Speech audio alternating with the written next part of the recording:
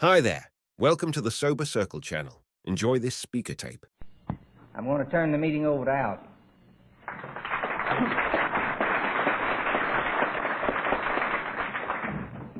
Thank you, Cliff. I'm glad to be here with you people, and as Cliff said, I'm not a speaker. I just have a drunk story to tell, but I reckon it must have some merit to it because it's all in talking one man talking another man's language to make him understand things. And that reminds me of the story to tell about this young draftee who was fixing to return to camp, and his wife was expecting. And he was very bashful, and he didn't want any of the boys in camp to know anything about this baby, so he told her, said, in writing me or any correspondence we have, don't use the word baby. Said he was very fond of sauerkraut, and he said just use the word kraut instead of baby, and won't anybody know what you're talking about. So he went on back to camp, and in a few weeks he got a telegram from his wife, and it said, kraut, kraut, kraut. 2 with wieners and 1 without.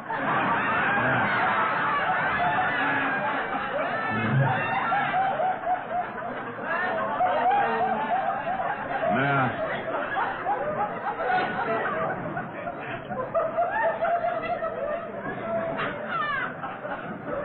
I don't reckon anybody else in that camp knew what that girl was talking about, but that boy understood it fully.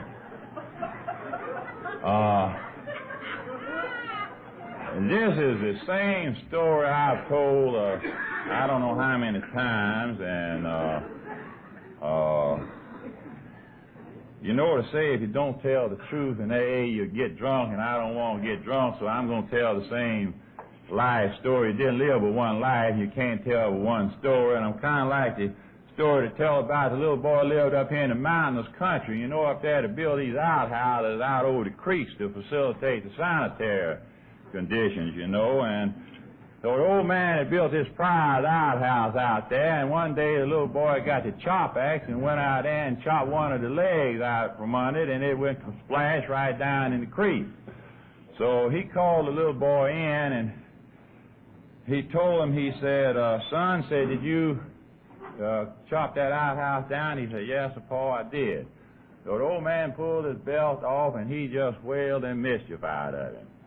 And when he got through whipping him, the little boy said, Pa, said, you ought not to have done that. He said, you know, George Washington chopped the cherry tree down, and his pa asked him if he did it, and he admitted it, and his pa didn't whip him because he told the truth. And he said, now, I told you the truth about this thing, and it's wrong. You ought not to whip me. The old man said, yeah, but he said George Washington's pa wasn't in that cherry tree when he chopped it down.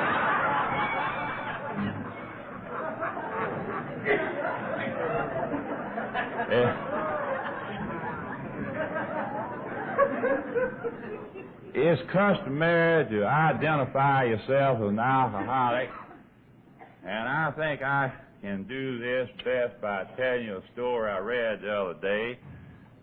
It is said that these United States cavalry regiments that were stationed on the Mexican border about the turn of the century were noted as hard riders and heavy drinkers.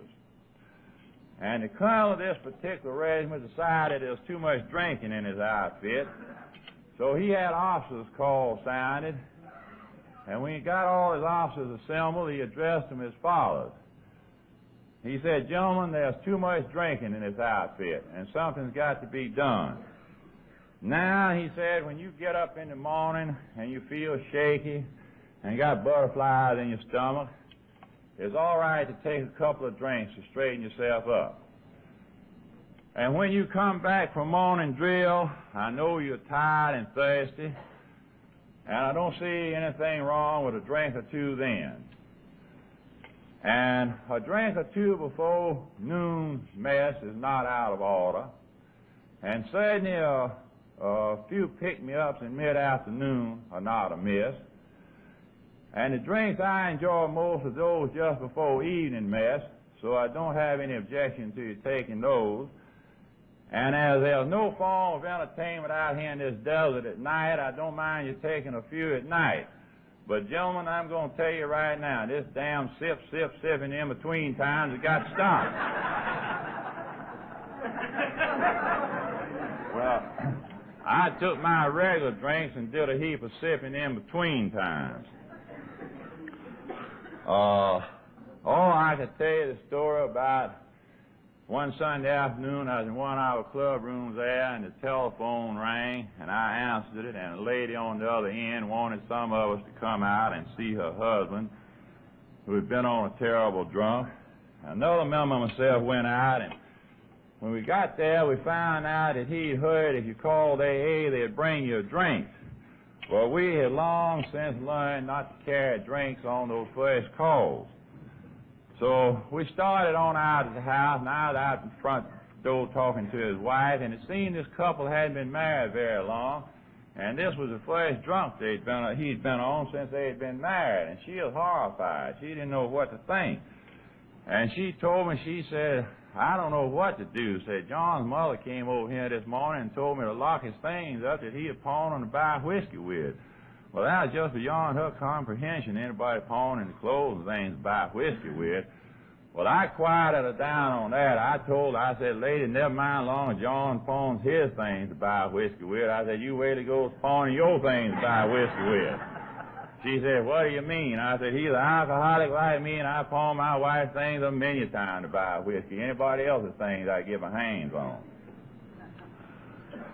I drank whiskey for as near as I could tell about 27 years.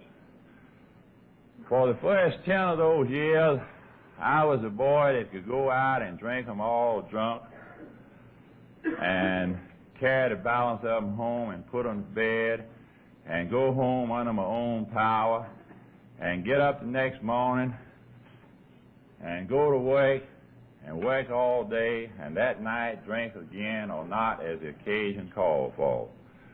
But after about 10 years of that, it got to the point to where I got drunk, and the other boys had to carry me home. And that made me mad. And from that point on, I was determined to learn how to drink whiskey or bust the gutter trying. Well, I never did learn how to drink whiskey, but I might have accomplished the other because my stomach sure does hurt now, I'm telling you. It still hurts. When I first passed from that normal to that abnormal stage, it was only a matter of getting up the next morning and taking one or two drinks and going on about my business. But as time progressed, it got to where it would be the second and then the third day before I could get sober. And as time further went on, it got to where it would be a week and a month and 2 months and 3 months. And it finally got to where I couldn't get sober till a dog got up on the foot of the bed and got to talking to me. And I believe to this day dogs can talk. I still believe that. That dog was too real. I remember shortly after coming into AA, this book, A Law's Weekend, came out. And somebody asked me if I had read that book. And I told them no, that I wasn't interested in Law's Weekends, that when I got drunk, I lost seasons of the year. And I did. You know, I'm tall and my feet stick out at the end of the bed, so I got me a bed, didn't have any footboard in, so my feet could stick out. And I'd get drunk and kick the covers off, my feet would get cold, and I just had a little gas heat installed down there to keep my feet warm when I was drunk. And I got drunk this spring and stayed drunk a while, and you know I would lose all track of time when I was drinking. The only way I could tell the time was by getting the newspaper and seeing the date. And I had to get it off the front porch before anybody else got it and brought it in the house, because if they ever got in the house mixed it up with the other newspapers, I was still lost. You know, I could lay up all night, 1 hour reading like that in bed, and next day pick the same paper up and read over again, be news again to me, you know, didn't know what I'd read. So I stayed drunk around there for a while, and my money was running, it run out, and I woke up there early that morning, and I saw that heat on. I thought, well, I better see about getting sober. I've been drunk a pretty good while here. And about that time, I heard the paper hit the front porch. And I said, well, let me go see what date it is. So I got up. I couldn't walk. I had to crawl. And I crawled out there, and I got the paper and opened it up. And blessed Pete, it was the fall of the year. My wife had turned the heat on to keep my feet warm again. I'd been drunk all the summer and didn't know anything about it. I don't know, as I went on there in Montgomery, as I drank more, I developed a fear. I think all alcoholics that I've ever talked to had that fear. I don't know what I was scared of. If the telephone rang, I knew it was the police looking for me. If the front door bell rang, I knew the sheriff was out there because I was wandering drunk. I went all over town. I was always getting into trouble. And my doctor would come to see me, and he would tell me, he'd say, Algie, say, this stuff is killing you. Say, there's nothing I can do for you. Say, it's killing you. You're going to die. I wouldn't be out anyway if it wasn't for your wife and your mother. And I remember one time I asked him, I said, Bill, you mean tell me out all the money your dad has spent on you, educating you, that you can't do anything for anybody like me? And he said, no. I said, well, your papa sure wasted a hell of a heap of money then. So one night I lay there in bed, and about 2 o'clock in the morning, and I had a pint of whiskey laying under the head of the bed I hadn't touched, and I was trying to get sober. And this doctor had been out there that day and told me I was going to die. And about the house I was living in then set up on a little terrace, and I saw some lights flash up on the yard. I said to myself, I said, well, who could that be? I looked at the clock. I said, who could that be this time of the morning? I said, it must be the police come out here looking for me. I said, I must have played hell yesterday.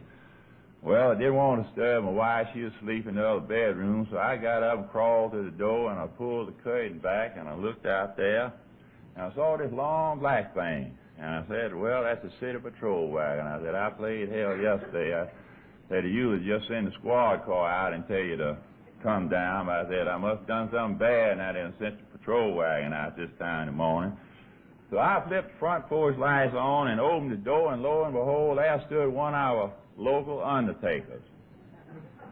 And I looked at him, and I said, what has that doctor been telling me? I said, he's been telling me that this stuff is going to kill me. And I said, I'm dead, and I don't know it. And I asked him, I said, Glenn, did you come after me? If he had said, yeah, I'd have gone out there and got in the wagon with him because I felt like I did. He said, no.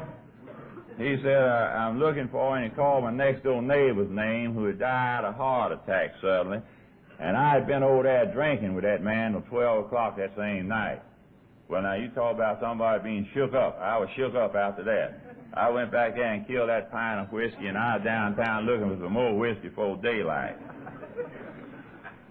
I've been in sanitariums and hospitals I don't know how many times. And I can't say too much for them, or couldn't in those days, because they always filled you up. They get you sober, but usually they'd have filled you up with something else before you got out. I never went to but one place where I came out clean, and that was when they sent me up here in the French Lick Indiana to take the Pluto cure. Now, I don't know whether any of you drank cold Pluto water, but brother, when they bring you hot Pluto water at 7 o'clock in the morning to drink, that's something else. And I've had 2 of those lumbar punctures. You know, that's where they go in your spine and draw that fluid off your brain. And the only thing the first one did was to give me a headache for 2 weeks, and the last one I think they drew some of my brain out because I haven't been able to think real good since then. And, you know, it's funny how little these doctors knew about alcoholism just a few years back. They didn't know anything about it. Heap of them don't yet. But I remember going to a very fine sanitarium, and I stayed there 3 weeks to get straightened out. And when I left, the doctor called me down in his office, and he told me, he said, Mr. Stowers, said, you haven't got but one fault, said, you drink too much. Well, that was about my 50th time in a place like that, so he wasn't telling me any news about that. I knew I was drinking too much. He said, now, when you get back to Montgomery, he said, you take 2 drinks and stop. I said, yes, sir. So I got on a train and left up there, and that Pan American was that crack L&N train in those days. We got into Montgomery about midnight, and I got off. There wasn't anybody there to meet me, which wasn't surprising. And I walked around the lobby there a minute or two, and I decided, I said, I'll go get a cup of coffee. Now, about that time, I thought about those 2 drinks. I said, what did that doctor tell me? I said, he told me 2 drinks. I better carry his orders out. So I knew a bootleg place right across the street there, and I went over there and I got those 2 drinks. Of course, I didn't get home that night or next day. And about 2 or 3 weeks later, they corralled me up again and shipped me back up that same sanitarium and get sober again. Well, now, I'm not blaming that doctor at that time. They didn't call you alcoholic, they called you dipsomaniac. That's what he told me it was, a dipsomaniac. And I looked that up in the dictionary, and it says a person who has a liking for strong drink. Well, I didn't have any liking for it. I liked the effects of it. I didn't like the taste of the darn stuff. I liked the effects of it, so I said, that ain't me. But that doctor still runs the sanitarium, but he knows better than to tell an alcoholic take a drink today. He knows what compulsive drinking is.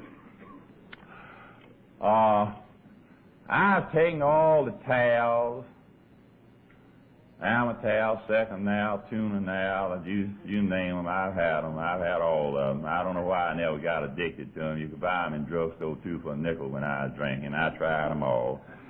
I drank Paregoric and Narcol, rubbing alcohol. I drank that. And I've been on a paraldehyde drunk. Now, if you ain't never been on paraldehyde drunk, you ain't never been drunk. I reckon he probably know what paraldehyde is. I never will forget that paraldehyde drunk. I went downtown one morning, I happened to have a little money left in the bank on that drunk, and I was trying to write a check to get it out. And I get the pen, I get A-R-S-T-O-W, and about time the pen will go zoop, just like that. And I tear that check up, and I try another, and I get A-R-S-T-O-W, saying zoop. And you know how self-conscious an alcoholic is, and I got the thing, well, if I stay in here, they might think I'm trying to hold the bank up. I said, I better get outside. So I walked out there, and I met up with a doctor friend of mine who was an alcoholic. Excuse me. And he looked at me, he said, Algie, said, what's the matter with you? And I said, Warren, I've been on a bat for about 3 or 4 weeks, and I said, I got some money in the bank in there, and I'm trying to write a check to get it out, and I can't sign my name. He said, oh, I'll fix that. He reached in and got his prescription pad out and wrote something out on that, and he said, now, I got on there to take 1 teaspoon every 4 hours, but said, you in bad fix, said, you better take 2 to start with. So I went on around the drugstore and handed his prescription in. The fella gave me this little bottle, and I said, is this stuff dangerous? He said, well, I never known it to kill anybody. And I thought, well, if 2 will fix you up, 4 teaspoons ought to help you out a little bit showing up, So I pulled my 4 teaspoonful of that stuff and drank it and put some water with it and drank it. And I went back around there to the bank. I could write my name, just put it there. I thought, I got it made now. Don't need any more whiskey. 4 teaspoons of this stuff make you feel like this is foolish for folks to drink whiskey. I said, that's all there is to it. Well, I got home that night, and I never will forget, I went by the head dry right by the kitchen. When I went by there and wife's in there, I heard a sniff. That stuff don't smell, it stinks. She said, well, said, it ain't whiskey, but said, you loaded on something. Said, this is the awfulest smelling stuff I ever smelled in my life. Well, about 2 weeks later, you could get that without a prescription. There wasn't any law on that in Alabama. About 2 weeks later, I woke up to the fact that all I had done was got myself off of whiskey and gotten on formaldehyde, and I had to go back and get drunk on whiskey to get off the formaldehyde. So I still wasn't about off. And I know what the jails look like. I've spent time in those. I know what it is for 4 of us to go down and get a $1 a night room and go up to the 10-cent store and get a bottle of Narcol was our favorite, put up by Norwich. I put him up with Norwich Chemical Company now, Norwich Pharmaceutical, I believe it is, Narcol, and put a can of grapefruit juice with it, and that lasts us all day long. That's all we want. We can stay loaded in one of those dives like that. And so as I looked around Montgomery, I saw men and women there, or men rather, who just a few previous years had nice homes and nice businesses and nice families and had lost all and were living on the riverbanks. And I knew that my mother was holding me up. And I knew that she couldn't live always. And I knew when she died it meant the riverbanks for me. Now that wasn't a very nice picture for a man approaching his middle 40s to be looking at. In fact, that whiskey had done me kind of like we had a storm down there. This was actually an incident down there below Montgomery, and it blew this nigger chase down on. Storm came on Tuesday night and blew this nigger chase down. And all the niggers in the community got together and rebuilt it and had it ready for services Sunday. It was really a remarkable thing. So Sunday the preacher got up there and he took his text, and the Lord rides the storm. And he preached away, and every once in a while he'd come back to his text and he'd shout out, and the Lord rides the storm. And he'd preach some more and he'd come back to his text and he'd shout out, and the Lord rides the storm. And that while old Mose rose up from one of the rear pews, and he was supporting himself on crutches, and he was all swathed in bandages, where that storm had picked him up and carried him over the next county and set him down. And he said, Reverend, it might be true what you say. It might be that the Lord, he do ride the storm. But I'm going to tell you right now, if he rid with us last Tuesday night, he had one hell of a rough ride. So that's the way that whiskey was with me. I had one hell of a rough ride with it. Now, I had read that original article by Jack Alexander in the Saturday Evening Post, and I thought that AA might have some, Alcoholics Anonymous, as they termed it, and that might have some merit to it. But I was drunk when I read it. I was coming off a drunk, and I lost the post, and I couldn't find it when I got sober, so I didn't write to them. And I had seen in the Montgomery paper where the Birmingham group was advertising that if you had an alcoholic problem to write box so-and-so, but I was drunk again. And later on I saw where it was an ad there that a group had started in Montgomery and to write box so-and-so, but I was drunk again. See, I was always drunk when anything happens. Don't make any deal when anything comes up. I went to a funeral, I got drunk, called out sad. If I went to a wedding, I got drunk, all I was happy. It didn't make any difference. I got drunk anyway. So I got on this drunk, and my wife and myself happened to be together at that time, and she called the doctor. We had, I had given that, I reckon his poor fellow dead. I reckon I part to put him in his grave, run out there seeing me, worrying him so much. I remember one time, old Bill was sincere about what he was trying to do for these alcoholics there in Montgomery, though. I remember one time this vitamin B1 came out. He told me, he said, we got the answer to this business. I never had a headache and never threw a drink up in my life. Brother, I talk about, folks talk about they can't swallow stuff. If I got it, all I had was a procurement problem. If I got the whiskey, I could swallow it. If I swallowed it, it stayed down. It never came back. He said, nothing wrong with you, but this stuff tears your nerves up. And he said, this B1, this is going to quiet your nerves down. He said, we're going to fill you up with B1 now, and you're going to be all right. So I go and buy Bill's office, and he's giving me these shots of B1. And one day I walked in the drugstore, and I saw the B1 put up there in an elixir. just happened to notice it up on the shelf. Well, you know, that's nothing but stuff put up with alcohol in it. And, you know, being a quick alcoholic thinker, I said, that's the answer to my problem. I get a bottle of that, and I'll take a drink and take a dose of B1. I can't get nervous. I'll be all right. I don't have a headache. I just won't be shook up no more, see? So I got me the B1. I drank, I think, about 2 pints of B1 and about a quart of whiskey that day. Well, I woke up the next day in worse shape than ever. So anyway, this Sunday morning, my wife called Bill to come out to see me. And he came out and he told me, he said, Algie said, there's nothing I can do for you. He said, you're killing yourself. Said, you're going to die on one of these things. There's been about 6, 7 members of your family that died already from drinking. And said, you were the next one. And I was, showing up hours later. You know, they all called me brother. Brother, that's my nickname in the family.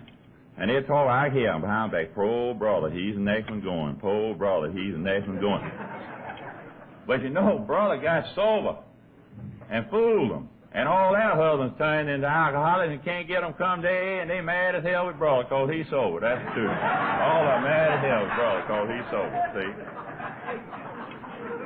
So, Bill, he came out and he told me, said, nothing I can do, but he said, threw me one of those little AA Way of Life pamphlets over there.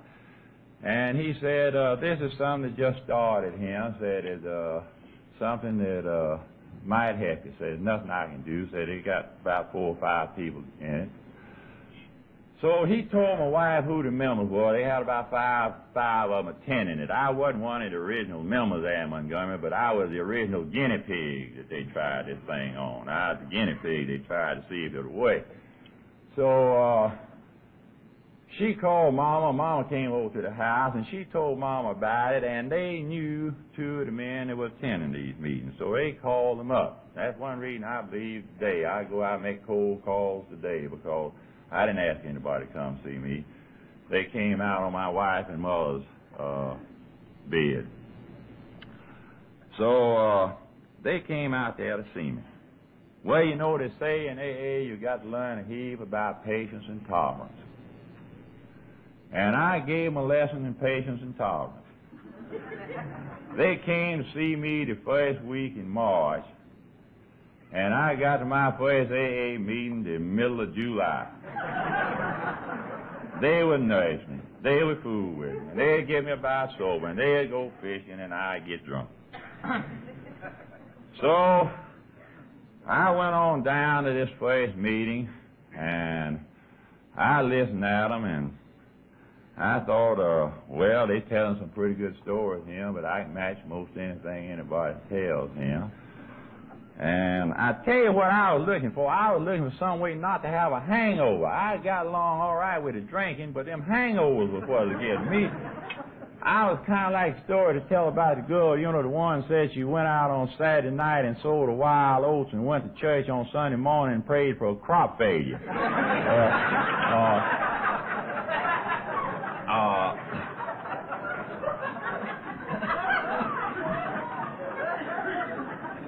I wanted to have my cake and eat it too. So, I listened to them. I finally decided, I said, well, maybe this is like Lord, you know, you don't get it or get it by degrees. Don't give it all to you the first time. I think I'll come back again. And maybe they'll tell me something about not having these hangovers. So I came back again, and the only thing out of the second meeting I think appealed to me, I began to realize they were calling themselves alcoholics. Well, you know, being an alcoholic has a little bit higher tone sound to it than being a common drunk. Well, I knew I was a common drunk, so I thought I'll associate or affiliate myself with these folks, and I'll be elevating myself now, because I'm going to be an alcoholic from now on. I'm not going to be a drunk anymore. I'll be an alcoholic, see? I thought that sounded better. So I bought one of the AA books and carried it home, and I read it over like I would a novel. And the only thing I got out of that book was, in that doctor's opinion, the doctor said that alcoholism was a disease. Well, now, out of all the hospitalization I had never had heard but one other person say anything about it being a disease. And that was my mother. I've heard her tell Bill, my doctor, a million times. Say, Bill, say, someday you doctors are going to find out people like this have a disease. And out of deference to her age, he'd agree. Say, yes, I reckon so. Someday I reckon it must be something wrong with them. But that did begin to make sense because I figured I was kind of going crazy or something. I didn't know just what was the matter with me. I thought maybe that lumbar puncture was working on me again, you know. And so I went on back to one or two more meetings, and then I began to miss them. And I think maybe I would have quit right then, but I put in a word for the wives. If it hadn't been for my wife. But at that time, we had a meeting every Monday night the wives could attend. And I'd go home, my wife would be dressing, and I'd say, where you going? And she'd say, we going to the meeting. Well, you know, I didn't like that at all. We going to the meeting, see. But not being too far out of the doghouse, I couldn't argue with her too much. So I'd go on to the meeting. And I still wasn't very much interested, and time was going passing on. Now, I drank this way. If I stayed drunk 3 months, I could stay sober about 3 months, see? I could stay sober just about as long as I stayed on my previous drunk. Well, I had been drunk on that last drunk, I think, was about 4.5 months. Well, I knew I had about 4.5 months ahead of me, but that 4.5 months was coming to a close, and I could feel that drunk coming up, and I got thinking about that hangover, and I didn't like those hangovers. I'd take the mattress off bed and put it on the floor and shake so. You sweat so you'd have to have mattresses made over. And I didn't like that business. I got thinking about how horrible that drunk was, so one night I lay there in bed, excuse me, and I had this AA book on smoking stand there by the side of it, and I happened to pick it up, and I got to leafing through it. You know how you leaf through a book. And my eyes hit on one sentence in there in italics. And to me, it said, there is a solution. And to me, the paragraph that followed is the most significant paragraph in the book, to me. And I quote from the book. Almost none of us like the self-searching, the leveling of our pride, and the admission of our shortcomings, which the process requires for its successful consummation. But we saw it at work with others and had come to believe in the hopelessness and futility of life as we had been living it. When, therefore, we were approached by those with whom the problem had been solved, there was nothing left for us to do but to pick up this simple kit of spiritual tools laid at our feet. We have found much of heaven and have been rocketed into a fourth dimension of existence of which we had not even dreamed. And I closed the book and I thought this way. I said, if it is a fourth dimension of existence, I would certainly like to find it, because I truly live a three-dimensional life. The first dimension of my life was the time I built up for a drunk. The second dimension of my life was the time I was on the drunk. The third dimension of my life was the time I was getting off of that drunk. I never was in a normal state. So I read on in the book, and I came to the second step. And the second step says we came to believe a higher power could restore us to sanity. And I reasoned that thusly, that if we came to believe we could be restored to sanity, we must imply that we have not been sane.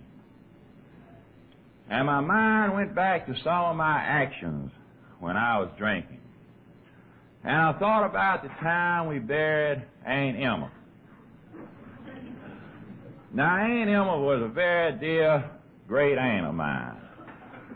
And when any of we boys in the family got in the doghouse and couldn't go home, we could always go by Aunt Emma's, and Aunt Emma would nurse us and put us to bed and feed us and try to sympathize with us and try to get us back on our feet. And we thought very highly of Aunt Emma. And if I had known anything about alcoholics then, I known Aunt Emma was alcoholic herself. She liked a little toddy too, you know. And but anyway, Aunt Emma died. And we got up there that night and we drank whiskey some more, but we had a wake over about it. We just drank whiskey all night long. And the next day at the funeral, they had these necklaces for the pallbearers. And Montgomery, what we call the old cemetery, go down a hill and up a hill to it. And I was in the car, pallbearer car, with these cousins of mine. And going to start up that long hill. One of them got crying, you know how drunk, boo-hoo-hoo-hoo-hoo. Don't put that old ham in the cold, cold ground up there. He says, don't you reckon we better take a little drink? And I said, I reckon so, and I reached in my pocket and got a flask out, and we all stooped down in the pallbearer car and go, took a drink going to Hammer's funeral. Now, ladies and gentlemen, people that do things like that are not normal, and they're not normal, they're not sane. I remember another instance there. I was running a parking lot up there at Crampton Bowl, the athletic stadium, and we're parking cars on a night football game. And I was already loaded, and in staggered a friend of mine, Handy, God bless him, he's passed on now, but he came in AA and spent the last 3 years of his life sober in AA. Handy staggered in, he was loaded, and about that time a couple of boys came up there, and they said, Buddy said, where can we get a hold of a locksmith? And I said, well, you can call Wayne down there, locksmith. And Handy said, what do you want with a locksmith? And they said, well, we have locked our car up out there and locked 2 quarts of whiskey and the keys up in it. And Handy said, I'll open it for you. And they said, how much will you charge? And Handy said, $1.50. They said, are you a locksmith? Handy said, no, but I'll open the car for $1.50. They said, well, you ain't a locksmith, that's too much. Now, that's good alcoholic thing. They're willing to pay a locksmith $1.50 to open it, but they wasn't willing to pay Handy $1.50 because he wasn't a locksmith. Excuse me. So they argued around there, pro and con, about opening the car.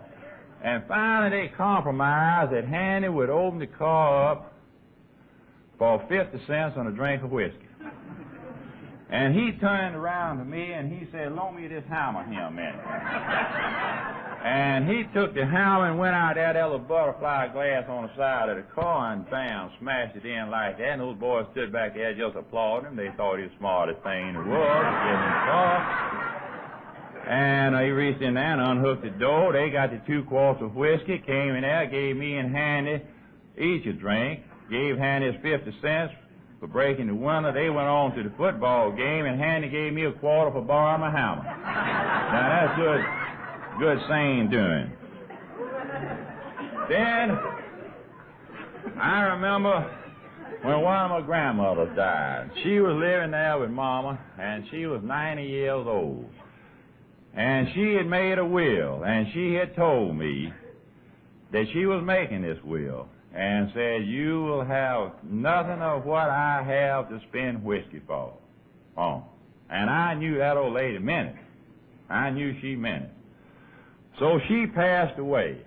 And happened to be so, I believe that's the only funeral we ever had in the family that I was sober, but I don't know how come I was sober, but I was sober that time. So coming back from the cemetery, I went over to Mama's house, and I got to thinking about that will, and I knew she'd made it. I knew she meant what she said. And I said to myself, it's not right. She made that will, and she left just 2 grandchildren, my brother and myself. Excuse me. I said, she's left what she has to my brother, and he's got plenty already. He don't need anything. And I haven't got anything. I need something, and he's going to get what she got, and it's not right. Well, the more I brooded over that, the more it worried me. So we got to Mama's house, and I got to thinking. I knew they had been giving her eggnog to keep her going for the last few days, back in corn whiskey days. They'd been giving her this eggnog. And so I got to thinking. I said, now, she couldn't have died just as the last of that whiskey was used up. She couldn't have drank that last eggnog. So I went back there in the clothes closet in her room and rummaged around there, and sure enough, I found 2 of those short pints. I reckon y'all had them over here in Georgia because I bought them 10-ounce pint bottles of them. I found 2 of those things, nearly full of corn whiskey, and I got them and drank them for my inheritance and was satisfied with it at the time. So I read on in the book and I came to the fourth step. And the fourth step says we must make a searching and fearless moral inventory. Now, that book says that inventory must be searching, fearless, moral, and above all honest. And it also tells you that you make that inventory like you would a business inventory. You list it down. Get a pencil and a piece of paper and list it down. And I did that. I got me a pencil and a piece of paper and started writing it down.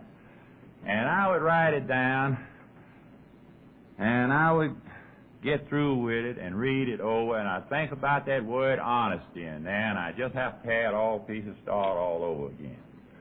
And also, I noticed it said in making that inventory to watch out for resentment. That resentment was the number one offender of all alcoholics. And I said to myself, well, it might be true that most alcoholics have resentment in them, but I think I will write the authors of this book and tell them that a man of my moral and philosophical convictions is above resentment. There could be no resentment in me. And so just about that time, an incident happened that brought forcibly to my mind the true meaning of resentment. My wife had a sister who had raised a little orphan girl up to young ladyhood. And the sister was living in Columbus, Georgia, where her husband was stationed at Fort Benning. And this was during the war.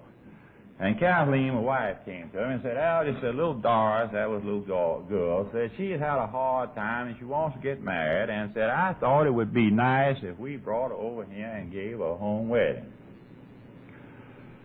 And I said, I think so. Of course, I didn't. You know, men ain't much on weddings anyway, you know, but I still wasn't out of the doghouse, you know. So, now, all the time I was sober, I used to go by the whiskey store and get my ration of whiskey. You know, in Alabama we got ABC stores, and that was during the war in 1944 and 43 maybe, I don't know. Whiskey was rationed. And I'd go by there and buy my ration of whiskey and carry it home, put it in a clothes closet there in my room. I called myself, you know, I wanted to have some whiskey to be sociable, you know, if some of my friends came in, but I'd always scared they were coming, I'd wound up drinking it up myself, you know. But anyway, that's what I tell myself, that I wanted to be sociable and have some whiskey there. So the day of the wedding came off, it'd be on Sunday afternoon at 4 o'clock. And that morning the little girl was there, and her foster mother was there, and another one of my wife's sisters came over to the house. Mama came over there, and I said, this is 2 men women in the house for one man. And came off, it'd be on Sunday afternoon at 4 o'clock. And that morning the little girl was there, and her foster mother was there, and another one of my wife's sisters came over to the house. Mama came over there, and I said, this is 2 men women in the house for one man. And I said, I think this is the nearest I've come to taking a drink since I got in AA in July of 44. And so I went in and told Kathleen, I said, I'll run down the farm and fish a little bit, and I'll be back in about 3 or 4 hours, time before the wedding. So I went off, and when I came back and walked in the house, I don't know to this day why I did it, but the first thing I did when I got in the house was go in my room.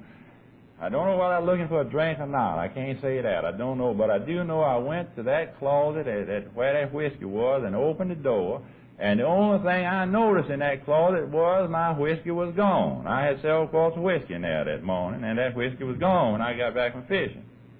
Well, that kind of riled me up a little bit, and having a wedding, I didn't want to get things disturbed, you know, so I looked in and see Kathleen in the dining room. You know, she putting flowers, one of them frogs, you know, they stick flowers down them things, you know, she's in there. And I said, I walked up to her just as nonchalant as I could, you know, I didn't want to disturb anything, and I said, Kathleen, I said, somebody has moved my whiskey. Well, she didn't open her mouth. She just stuck another flower down in that thing. Well, that burnt me up. Well, I backed off, and I told her, I said, listen here. I said, I'm tired of everybody moving everything around the house where I can't find anything when I want it. I said, I'm going to get some cigarettes, and when I come back, I want that whiskey back where it was. And bam, out the door I went. Well, I wasn't going after cigarettes.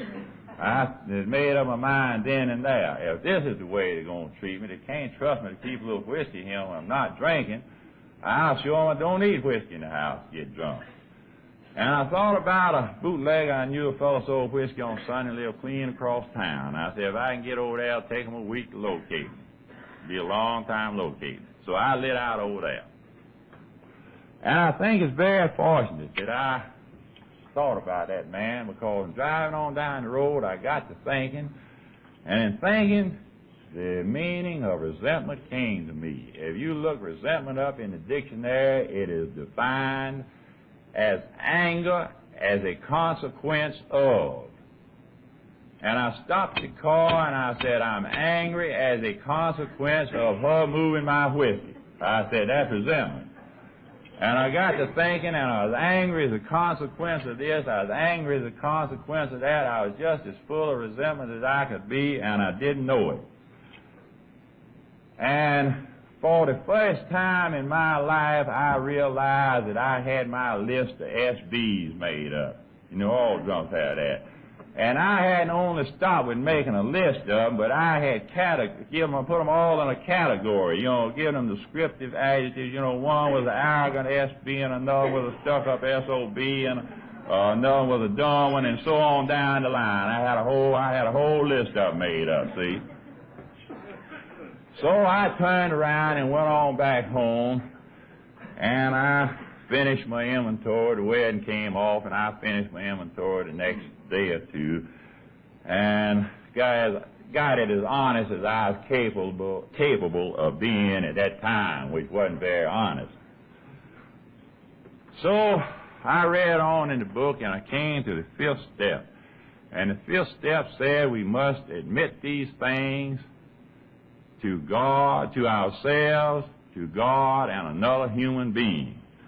And I thought about that a little bit, and I thought if it was just the same, I'd rather God wouldn't know nothing about it.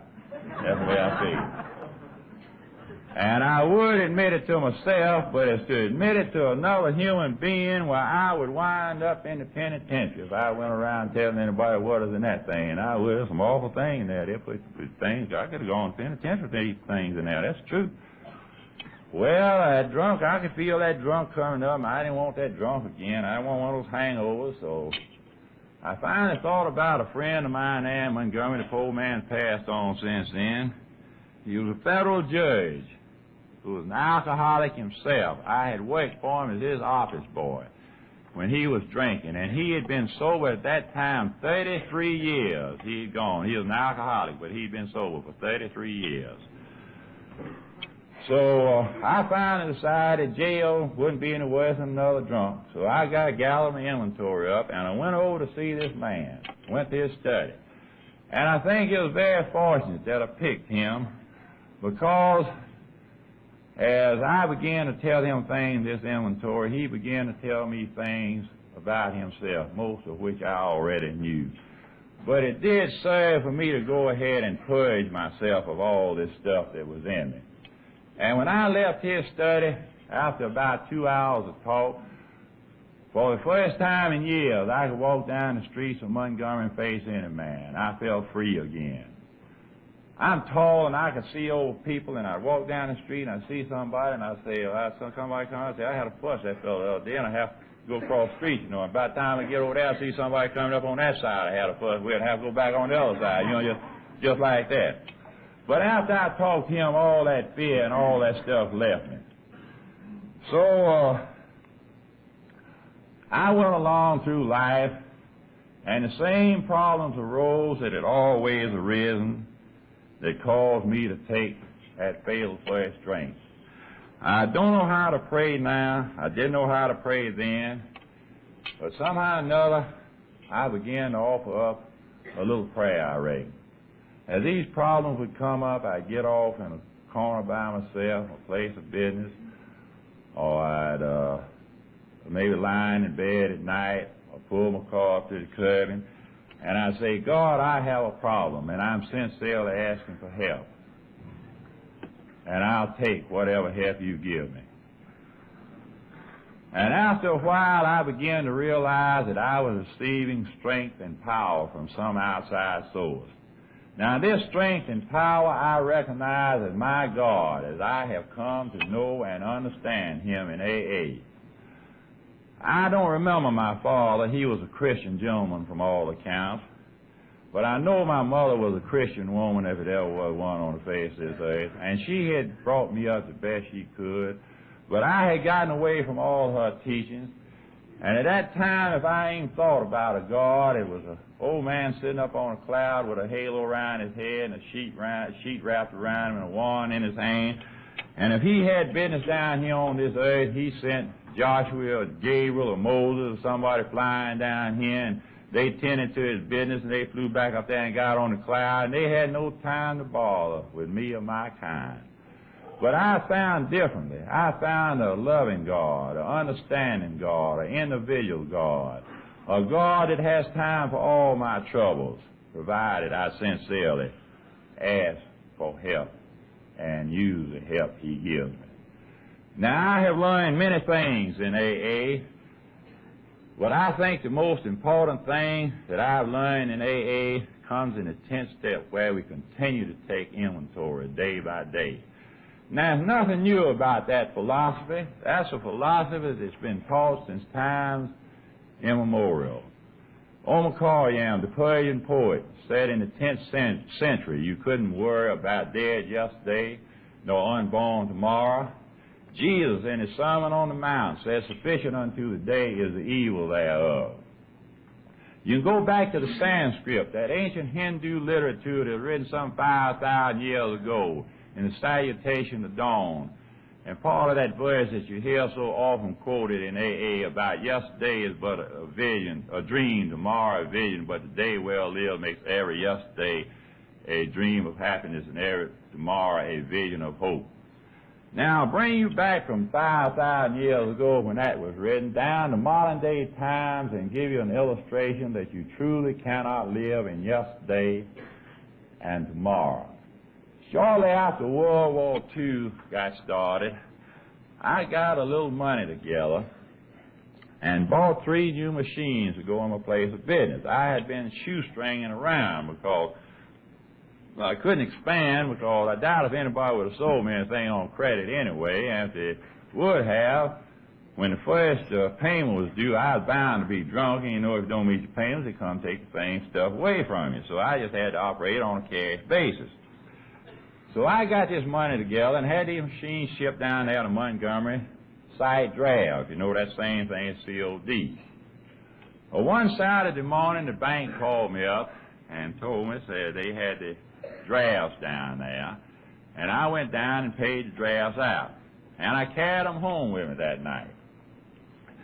And the next day, Sunday, sitting at the dinner table, my wife said, Algie said, James Durden is here. He was a son of some of our very good friends. And said, he's fixing to be shipped across. And said, we ought to go over and tell him goodbye. I said, we should. I said, as soon as we get through eating, you run on over there. You take the jalopy and run over, and I'll come over a little bit later. So she left. She got the dishes cleaned up, and she left and went over to see the Durden. And after she left, remember this now, it was the first, I don't remember the date, but it was the first Sunday in May. This was the first Sunday in May, and it was a pretty warm spring day, sunshine. And after she left, I picked up these bill ladings. I went out in the backyard and sat down in a swing under the pecan tree, and I got to figuring. And I said, well, now I got going to have 4 of these machines now. Now, I can make $3 an hour with these things.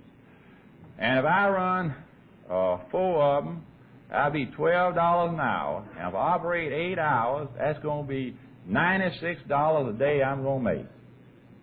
Well, $96 is pretty good money for anybody to make in a day. But being a true alcoholic, I wasn't satisfied. I got to reasoning that thing like this. I said to myself, why hadn't I bought these machines 6 months ago, yesterday? See, 6 months ago, yesterday, just look how much money I'd have. See, if I'd had these machines 6 months ago, just look how much money. Well, that worried me. It worried me considerable. And finally I said to myself, I said, well, I always did think about it with a drink. So I went in the house and got a quart of this Granddad. When I was sober, I bought good whiskey after I got the drink, and it didn't make any difference, but I like to start on good stuff, you know. I got a quart of this Granddad I had in this closet. And got me a pitcher of ice water. I want those bottling water drinkers. No, I didn't have time to mix drinks. Turn the bottle up, go, just as much as I could get in my mouth, and just a little water behind it. I wanted the power, strictly the power was what I drank it for. So I took 2 or 3 drinks of that old Granddad, and you know, sure enough, just like I thought, the solution to that thing came to me.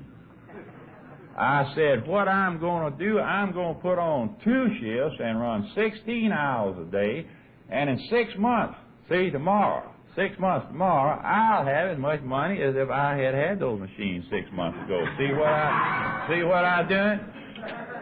Well, I took a few more drinks, and I decided, I said, I'm being a piker. I said, what I'm going to do, I'm going to put on 3 shifts, run 24 hours a day, make 3 times $96 a day, and a year or two tomorrow, see, a year or two tomorrow, I'll have as much money as if I never had drank whiskey for 27 years yesterday. See what I done? Well, the upshot of that was, of course, I never got over to the Durden house, and I got up the next morning, and instead of going to work, I went down to my favorite cafe, and I got me a booth in there. And I got a pencil and a piece of paper, and I had these bill ladies. And everybody come in, I call them over and sit them down. So come over here and sit down here, man. They'll sit down there. And I get the pencil and piece of paper out of there, and I show them what I was going to do, see how much money I was going to make. And they'll pat me on the shoulder, and they say, Stowers, you sure are smart. And I say, double-head them millitudes over here again. That's all I want to hear, you know, that I was smart. Well, the upshot of that was I lost the bill of lading. I had to borrow the money to pay to get the machines out. And I remember the self-pity and resentment that welled up in me Labor Day trying to install those machines. I had been drunk May, June, July, and August, and was mad and resentful because I had to work Labor Day. See? Now, that shows what yesterday and tomorrow will do for you. So the only thing I can say to you people who are trying this program is that if you will pick up this kit of spiritual tools that you find in this book and use them every day, doing the very best you can with them, just one day at a time, you may rest assured that you will find a life of serenity and happy sobriety. Now we come to what I call the miracle of this thing. From a man who a little over 15 years ago was contemplating suicide, a man who was afraid to keep a firearm of any kind in his home, afraid that he'd kill himself. A man who would buy whiskey in the place of a loaf of bread, who would pull his clothes off his back on a freezing day and pawn them for whiskey.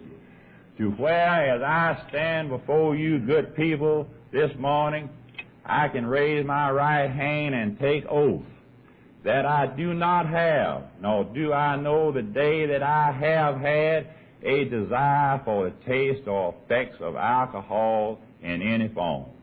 Ladies and gentlemen, it is truly a miracle that only God could perform. I've enjoyed being with you people, and I hope I haven't bored you. Thank you.